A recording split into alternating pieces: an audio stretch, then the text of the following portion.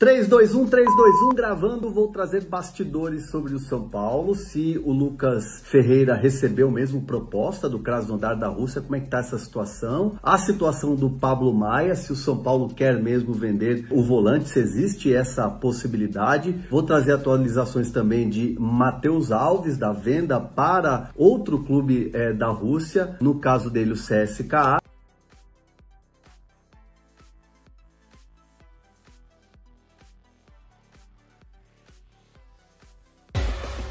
O André Silva, muita gente pegou a informação pela metade, né? Tem muito perfil que pega a informação e faz um resumo da postagem que eu faço e bota a informação pela metade. Muita gente falou assim, porra, mas daí o São Paulo vai vender o André Silva e vai ficar sem atacante de novo? Calma. A informação é a seguinte, o André Silva custou aos cofres do São Paulo 20 milhões de reais. O São Paulo hoje tem Dineno e Rian Francisco, do qual o São Paulo não quer vender agora nessa janela. O São Paulo, se comercializar o André Silva, se chegar uma proposta na faixa de recuperar o investimento de 20 milhões, o São Paulo põe para dentro do caixa 20 milhas e o São Paulo vê no mercado a oportunidade de trazer jogadores por empréstimo, no qual ele não precise despender dinheiro agora. Ou seja, não é que vai ficar com 2 jogadores. O São Paulo contrataria mais um jogador, mais com perfil Crespo, e, ao mesmo tempo, engordaria o cofre, impedindo uma outra venda. Ou seja, o Pablo Maia hoje é o primeiro jogador na lista de vendas. Se o São Paulo, inclusive o Pablo Maia também está aí no título, a gente deu essa informação na sexta-feira de que o Pablo Maia estava recebendo consultas e ontem o Globo Esporte fez uma matéria dizendo que o São Paulo estava recebendo consultas. Ou seja, muito obrigado, Globo Esporte, por confirmar a nossa informação. A gente deu a informação na sexta, o Globo Esporte confirmou ontem. O Pablo Maia está recebendo consultas e o Pablo Maia, como eu já venho dizendo, há pelo menos uns 40 dias. Ele e Matheus Alves são os 2 principais jogadores para sair. Se o São Paulo recebe uma proposta pelo André Silva e o André Silva recebe uma proposta, a proposta por ele pode segurar o Pablo Maia. E o São Paulo, inclusive, se for inclusive um dos clubes interessados nele, a Udinese, que estava interessado nele desde a época que ele era artilheiro do Vitória de Guimarães, em Portugal. O Hoffenheim é outro clube alemão que tem interesse no André Silva. André Silva, que é artilheiro do São Paulo em 2025. Ele poderia sair e poderia cobrir uma possível venda de outro jogador. Então, neste caso, seria interessante para o São Paulo. E imagina, o São Paulo, por exemplo, vende ele para a Udinese e faz um empréstimo de 1 ano com o Brenner. Não seria uma coisa interessante? É uma visão interessante do sistema. Então, estamos aqui falando sobre vários assuntos simultâneos. Mas eu tenho para mim, honestidade, tá? E aí não é bater em morto e tudo, mas eu acho que o sistema de jogo do Zubeldia, ele sacrificava demais o primeiro volante. O primeiro volante ficava exposto demais, tá? Assim, eu sempre tive essa visão, já falei isso algumas vezes. Eu acho que o primeiro volante, tanto que a gente via com o Pablo Maia agora, no retorno dele, eu acho que o Pablo Maia, ele também não estava numa boa fase, porque ele ficava sobrecarregado demais na saída de jogo. Demais. O próprio Alisson, quando estava jogando, fazendo o primeiro volante, também estava num nível baixo. Muita gente falou, o Alisson tá mal, o Alisson tá mal. Eu acho que era um jeito de jogar do São Paulo, era um sistema de jogo que sobrecarregava demais. Ficava uma carga excessiva sobre o primeiro volante para ajudar na saída de jogo e com a marcação-pressão, quando os times avançavam a linha, o São Paulo ficava muito exposto. Eu acho que não era... Nesse caso, eu vou eximir um pouco os jogadores, não era muito Luiz Gustavo, não era muito Pablo Maia, nem Alisson, que a gente está falando de alguns jogadores que fizeram essa função. Para mim, o jeito que o Zubeldia jogava, ele sobrecarregava demais a saída de bola e o São Paulo ficava suscetível a sempre sair perdendo. Muitas vezes, inclusive, o Wellington apontava como ponta esquerda para sair jogando e o Luiz Gustavo fazia lateral para ajudar na construção de jogo, para o São Paulo poder ter mais gente que sabia sair jogando. Quando tinha o Rafinha apontava na direita, o Luiz Gustavo na esquerda, e aí o Alisson fazia sair de jogo para você ter 3 jogadores com bom passe. Eu acho que era uma sobrecarga que eu acho, isso é uma opinião minha. Com o Crespo, não estou falando que o time vai ser uma seleção, mas eu acho que a gente vai ter menos descarrego na saída de bola do que a gente tinha com o Zubeldia, principalmente nesses jogadores. Eles ficavam muito expostos ao erro. Acho que com o Crespo a gente vai ter uma saída de bola mais segura, talvez não tão plástica assim do ponto de vista de sair tocando, mas o São Paulo vai abrir muito alas, vai ter um meio de campo mais povoado E aí eu acho que o São Paulo vai ter mais gente para construir a saída de jogo do que o que a gente tinha antes, acabando, inclusive, tendo que recorrer muito a chutão para frente e depender muito de cabeçada para rebote, etc. e tal. Lembrando que o André Silva, o São Paulo, a minha informação de ontem não foi que o André Silva está para ser negociado. A informação é, caso o André Silva receba uma proposta que o São Paulo recupere investimento, o São Paulo tem opções no mercado hoje disponíveis que permitiriam reposição sem custo de transferência. Inclusive o Brenner é uma opção dessas. E o São Paulo poderia receber o dinheiro do André Silva, não vender o Pablo Maia, colocar dinheiro no caixa e repor. Não é ficar sem mais um atacante, é trazer mais um, que geraria outra opção, até porque o São Paulo entende que precisa de 3. Como eu falei, tem muita gente que pega o perfil e bota a informação de um texto inteiro grande, e a pessoa pega e faz 140 caracteres com a informação pela metade, e aí sai uma repercussão totalmente diferente. Então aqui em live é bom que a gente explica sobre esse assunto, aí comentando sobre as dispensas da Catinha. O Bobadilha, o São Paulo também considera como negociável. A questão do Bobadilha o São Paulo pagou 10 milhões de reais nele, só tem 60%. O São Paulo precisaria receber uma proposta de pelo menos para recuperar o seu investimento aí, na faixa dos, 18, 20 milhões, para o São Paulo poder recuperar o investimento e ter um lucrinho aí para poder botar um dinheiro para dentro. Então, o Galopo é uma informação base, né? O pessoal ficou na dúvida. Zanqueto, o Galopo então está batendo meta? Se a gente receber 20 milhões dele, a gente vai receber essa grana. Pessoal, cuidado. A meta do Galopo é até 31 de dezembro de 2025. Se o Galopo hoje está abaixo da meta, ele está em 44%, 45%, ele ainda não bateu meta, ele está perto da meta. Para que o Galopo tenha a meta obrigatória de compra do River, ele precisa fazer 50% dos jogos do Boca Juniors, do River Plate, 45 minutos jogados. Ele ainda não está na meta e essa meta é até o final do ano. Essa meta não é agora. O River ainda não tem obrigação de compra. No caso do Enzo Dias no São Paulo, o São Paulo já tem 73% de jogos com o Enzo Dias jogando.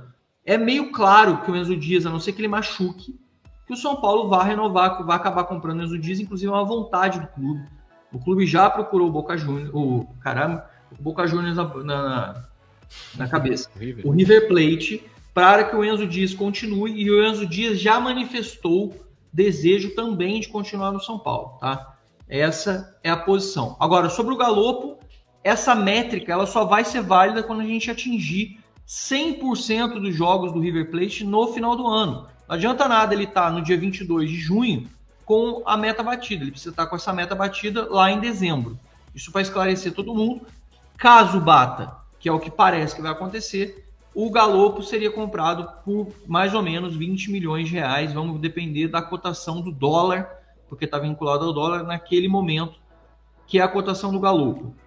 Nesse sentido, essa é a informação do Galopo que temos de momento. Mesma coisa aconteceu com o Marcos Antônio e com o Juan Tressoldi, que não bateram a meta. E aí o São Paulo conseguiu prorrogar o contrato do Marcos Antônio por mais um ano de empréstimo, com obrigação de compra com métricas menores.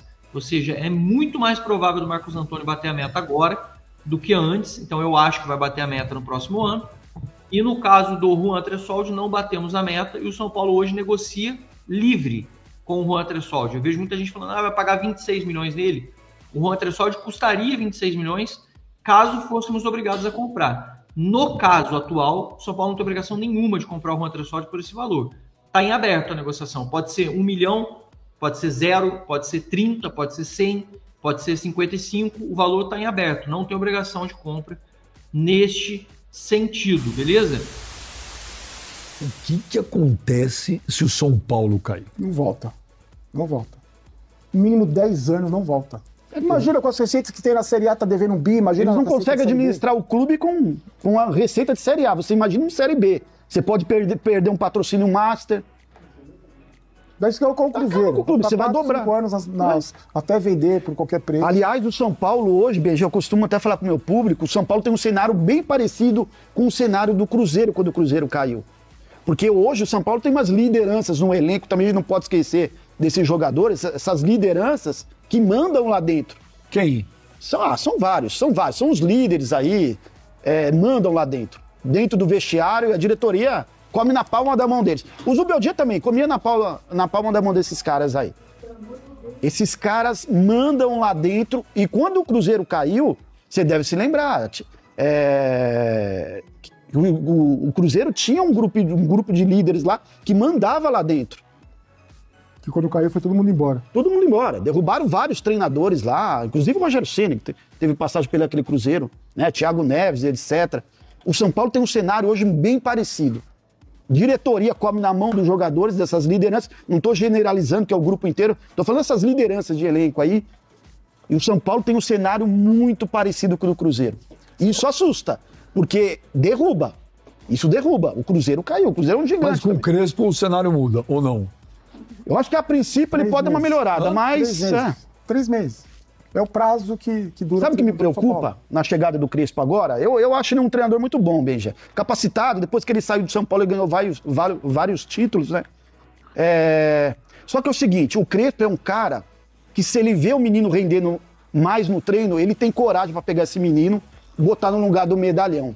E aí, esses medalhões vão aceitar ser banco dos meninos? As consequências. Vai aceitar esses medalhões, vai aceitar ficar com o rabo no banco? Quem são os medalhões que você colocaria no banco hoje? O Luciano, pra mim, não jogaria de titular nunca. O Luciano é medalhão? Do São Paulo, é? No São Paulo tem torcedor que trata como medalhão. O Luciano é medalhão? Que 20 anos atrás, se ele passasse na frente do CT e falasse, posso conhecer? Os caras falam, não, você é ruim demais, não joga. 20 anos atrás, e hoje é ídolo, pra parte da torcida é ídolo. Você imagine um cenário. O Luciano vai pro banco de um menino. O Crespo tem coragem pra isso. E tem coragem pra bancar, diferente do Zubeldia. Será que já não começa lá aquele zum pra derrubar o treinador? O que vai acontecer? O que aconteceu agora? O Matheus Alves entrou no lugar do Luciano e o Luciano foi chorar pro Muricy. No outro jogo ele era titular. O Luciano já era titular, o menino foi pro banco. A diretoria dá respaldo pro treinador. O Muricy fala, Luciano, se vira, você não tá jogando porra nenhuma, fica na sua aí. Você não manda porra nenhuma aqui. É isso que falta também pros treinadores, né? Falta respaldo da direção. Eles não têm respaldo da direção. É como eu falei, a direção come na mão desse jogador. Os caras estão 2 semanas de férias aí, ô Beija. Férias não, folga, né? Aí um empresário, aí você põe o cara no banco, o empresário vai choramingar pro Belmonte, vai choramingar pra não sei quem, vai não vai. Você imagina agora, o São Paulo tá chegando um novo treinador pra conhecer o elenco, colocar o estilo tático dele. O treinador vai chegar agora, os jogadores de folga aí até o dia 27. Você acha que isso é correto? Logo volta o Campeonato Brasileiro, até o treinador conhecer o elenco, colocar o estilo tático, técnico. As competições já estão rodando. E você sabe que eu fico mais triste, você falou da torcida ser conformada? Eu escuto muita gente falar assim, Bruno, por que você tá tão nervoso? São Paulo é isso aí. Eu falo, não é, cara. São Paulo não é isso aí. São Paulo que você viu nem existe mais. São Paulo acabou. São Paulo é isso aí mesmo. São Paulo virou um time comum? Virou. Mais um? Time comum, sim. A instituição não vai apagar a história, mas hoje... O São Paulo, ninguém respeita o São Paulo. Coadjuvante, virou coadjuvante. Há quanto tempo o São Paulo é coadjuvante, Ben? Quanto tempo? Teve a Copa do Brasil, que foi um milagre, que aconteceu um milagre, que o São Paulo quase foi eliminado pelo Sport dentro de casa, passou nos pênaltis, emendou aqueles 3 adversários, né, que os deuses do futebol falaram, não, estamos com pena, vamos ser campeão.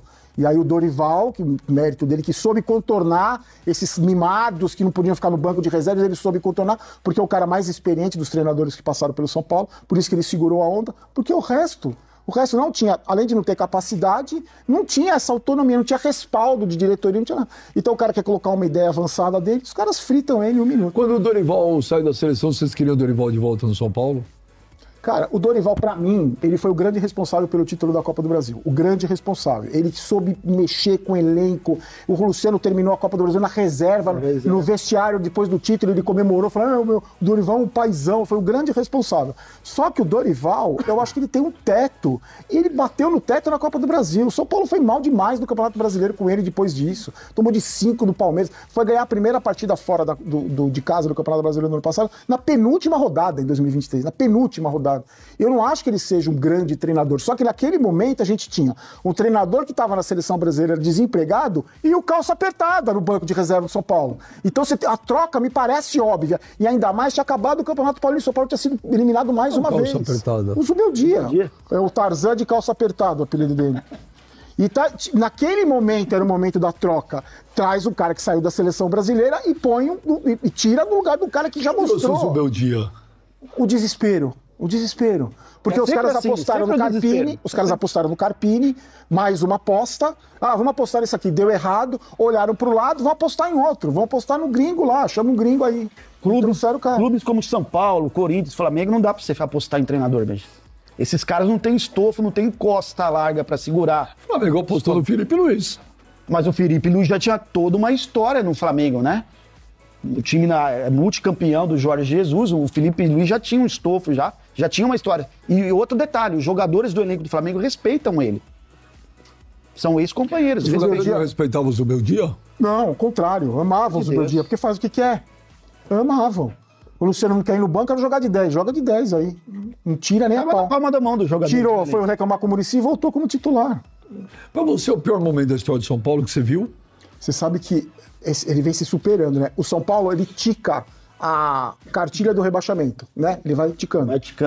Dívida. O barulho é engraçado, né? Contratações inexplicáveis. Treinadores horríveis. Diretor de futebol que não sabe porra nenhuma. Ele vai ticando. Todos os clubes que foram rebaixados foram assim. Começaram assim, né? Começa endividando, contrata os cabeça de bagre, aí contratação inexplicável. Aí depois o barulho vem aquelas frases. Eu falava, mas time grande não cai. Cai. O São Paulo que comemora é isso, né?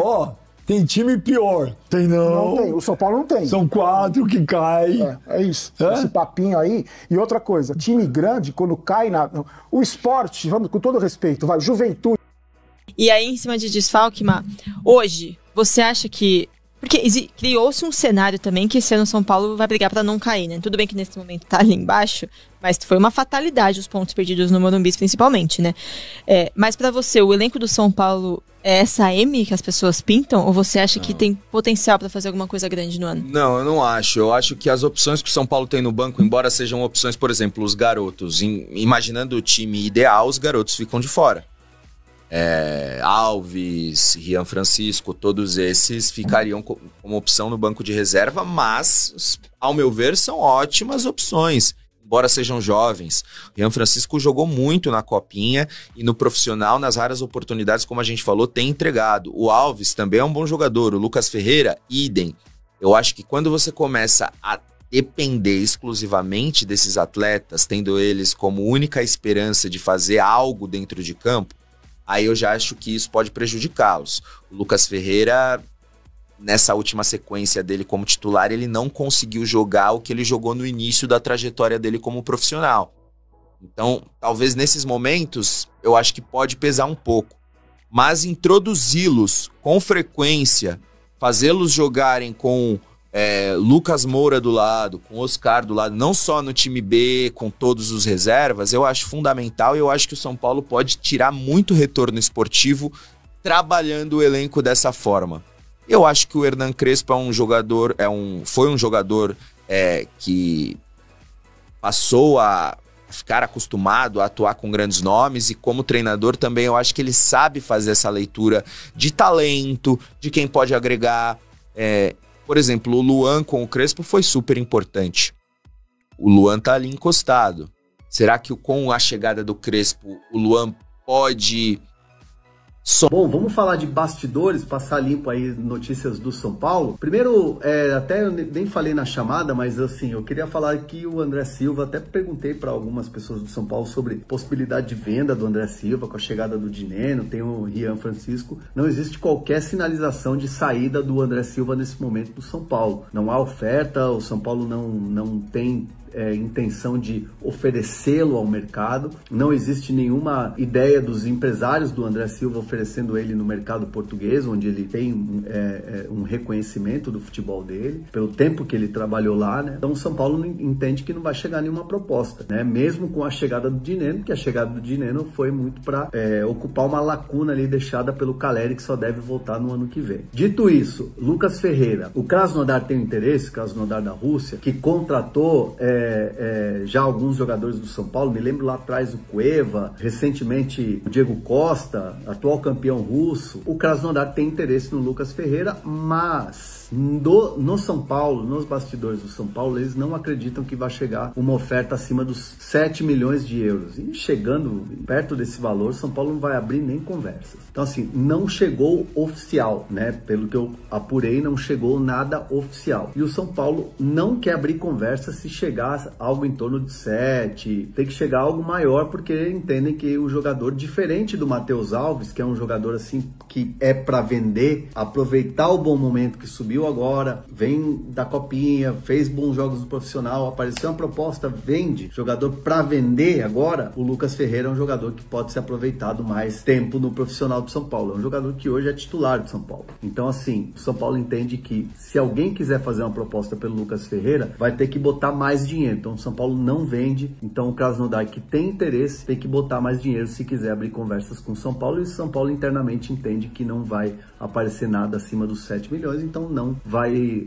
fazer nenhum tipo de negociação ou abertura de negócio com o Krasnodar por esses valores. Outra notícia também que eu queria trazer de bastidor para vocês é em relação ao Pablo Maia. Conversei bastante com pessoas que estão no dia a dia com o Pablo Maia e a resposta foi, o Pablo Maia é um jogador que recebe muitas sondagens do futebol europeu. Recentemente, mesmo se recuperando de lesão, teve consulta da Inglaterra e da Alemanha, mas dificilmente, pelo momento que o Pablo Maia está vivendo, que é um momento de instabilidade, faz partidas boas, faz partidas ruins, tem voltado da lesão, voltou antes da lesão, mas é um jogador que tem oscilado muito. O mercado vem acompanhando os números do Pablo Maia, então assim, como ele não tem boas atuações nesse momento, dificilmente alguém vai chegar e vai fazer uma proposta para levar o Pablo Maia. Obviamente, se fosse lá atrás, no Campeonato Paulista, quando ele se machucou, era uma situação um pouco diferente, porque ele estava jogando naquele ritmo que ele jogava antes, aquele Pablo Maia que o mercado todo da Inglaterra sempre gostou e sempre quis levar. Hoje é um jogador que ainda está buscando sua melhor forma física e sua melhor forma de rendimento dentro de campo. Então, dificilmente, uma janela que vai abrir agora, nos primeiros dias de julho, né, dia 13 e 14 de julho, dificilmente até lá, e sem competição, futebol parado, dificilmente alguém vai chegar e vai falar, olha, Pablo Maia, queremos aqui, ó, 15 milhões de euros, 10 milhões de euros, 12, 13, 15, 20, não. Dificilmente alguém vai chegar e pagar por um jogador que está se recuperando, que é hoje totalmente uma incógnita. Então, mesmo com essas sondagens, mesmo com essas consultas, quem trabalha com o Pablo Maia entende que é difícil imaginar uma proposta neste momento para o Pablo Maia. Então, até consultei também a diretoria do São Paulo, dizendo que é um jogador que a gente sabe que o mercado gosta, mas também no mesmo entendimento de que propostas podem surgir, mas propostas abaixo do valor do que ele custaria, do que ele custa hoje.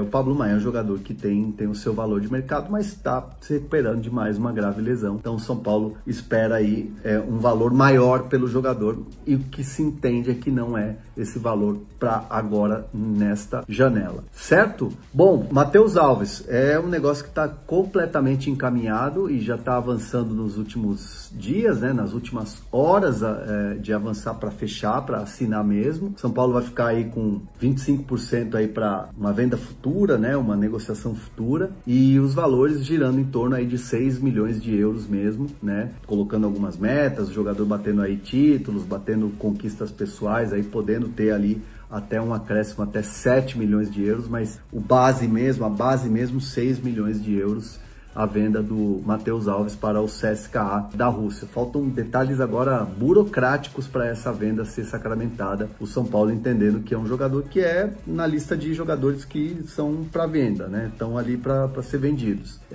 E é um jogador que a torcida não gostou de vender, né? Muitas críticas em cima da diretoria, principalmente ao presidente Júlio Casares e ao Belmonte, Carlos Belmonte, diretor de futebol. O São Paulo, agora com o Crespo, que se apresenta amanhã, vai agora ao mercado também ver o que o treinador pensa desse elenco nos primeiros dias de trabalho. São Paulo que se reapresenta essa semana para ver o que vai acontecer com esses jogadores, certo? Para fechar, contra o São Paulo. Eu queria ouvir você falando sobre o São Paulo, cara. Porque é uma coisa que, agora nessa semana que eu tô aqui no Rio, eu perguntei muito pros moleques, pra galera que eu encontro, assim, cara, qual que é a visão que vocês têm do São Paulo Futebol Clube, assim? Porque, porra, a gente tem a rivalidade regional com os times aqui do Rio, tem aquela coisa do São Paulo ser co-irmão do Flamengo e tal, mas eu queria ouvir você, enquanto jogador, ou que a galera fala também, enfim, a sua impressão sobre o São Paulo, o que você pensa do São Paulo e como foi jogar no Morumbi? O São Paulo, pra mim, é o retrato do futebol brasileiro, né? Como o Rio de Janeiro é a visão do Brasil lá fora, quando o gringo pensa, vou fazer uma viagem pro Brasil, ele pensa na caipirinha, no samba, no Maracanã, é a visão é o Rio de Janeiro. Eu acho que o São Paulo é a visão de futebol que, pô, o fora tem. O São Paulo, pra mim, é o maior time do Brasil, né? Como instituição. Tem um estádio como o Morumbi, ele tem todo o CT, todo o clube social de São Paulo, é tudo muito, muito grande, é imponente realmente o São Paulo, que tem Tele, Raí, cara, eles têm pessoas que são os ídolos do São Paulo, são pessoas muito, muito fincadas ali, muito fortes, que são ídolos também nacionais.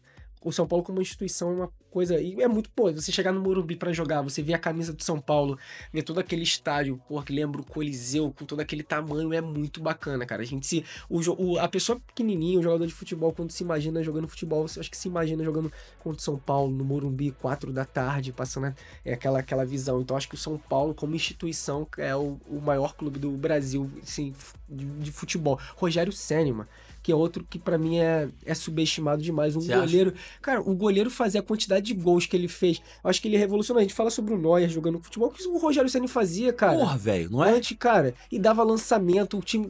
O São Paulo jogava diferente por causa do Rogério Ceni, a gente não valoriza isso, a gente fica falando do Neuer e o cara já fazia isso antes e batia a falta. E é um puta líder, né, cara? Você vê como ele falava, como os jogadores respeitam ele. Que maneiro, cara. O São Paulo, então, tem ídolos, porra, muito... que são ídolos nacionais, são aquelas coisas que deixam a instituição maior ainda. O São Paulo é incrível, mano. E com os camaradas de time de futebol, os jogadores e tudo mais e tal, tem uma percepção, assim, do São Paulo ser quando vai vestir a camisa do São Paulo é tipo uma responsa, assim, e lá fora, assim, você sabe dizer quais são os clubes mais falados lá fora, assim? Você tá no Marítimo agora, tem muitos jogadores portugueses, mas tem de outras nacionalidades também, assim, como que é a visão dos times brasileiros de lá, assim? Acabo por nesse período, o Flamengo, o Palmeiras, pô, estarem ganhando essas coisas, eles terem. Mas eu acho que você conversa com as pessoas mais velhas, eles falam como São Paulo, Corinthians, tudo eles são... Quando eu gosto de trocar essa ideia com o cara mais velho, é que agora com rede social, com os títulos do Flamengo e do Palmeiras, até o próprio Botafogo, o Fluminense, acabam falando dele. E o Fluminense também, eu acho que todo lugar quando eu chego, eu vou levando camisa do Fluminense, vou dando pras pessoas, ó, esse agora é o novo time do Brasil, hein? Pode torcer pro Fluminense, vou dando camisa pra todo mundo. Mas quando você conversa com as pessoas um pouco mais antigas, eu acho que o Corinthians e o São Paulo falam muito deles. Por pessoas como com o Rogério Ceni, como o Tele, como o Sócrates no Corinthians, essas pessoas que levam o nome da instituição, cara, e é muito bacana clubes terem pessoas como essa, né, que levam o nome delas pro mundo todo. Já jogou contra o São Paulo. Eu queria ouvir você falando sobre o São Paulo, cara.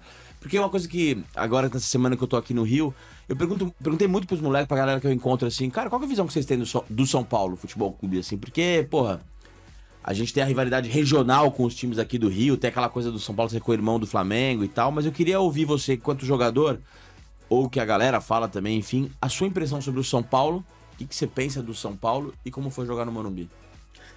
O São Paulo, pra mim, é o retrato do futebol brasileiro, né? Como o Rio de Janeiro é a visão do Brasil lá fora, quando o gringo pensa, vou fazer uma viagem pro Brasil, ele pensa na caipirinha, no samba, no Maracanã, é a visão é o Rio de Janeiro. Eu acho que o São Paulo é a visão de futebol que, pô, o fora tem. O São Paulo, pra mim, é o maior time do Brasil, né? Como instituição. Tem um estádio como o Morumbi, ele tem todo...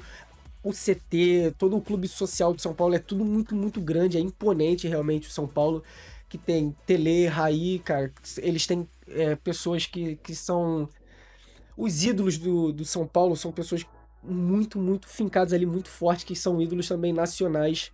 O São Paulo como instituição é uma coisa... E é muito, pô, você chegar no Morumbi pra jogar, você vê a camisa do São Paulo, ver todo aquele estádio, pô, que lembra o Coliseu, com todo aquele tamanho, é muito bacana, cara.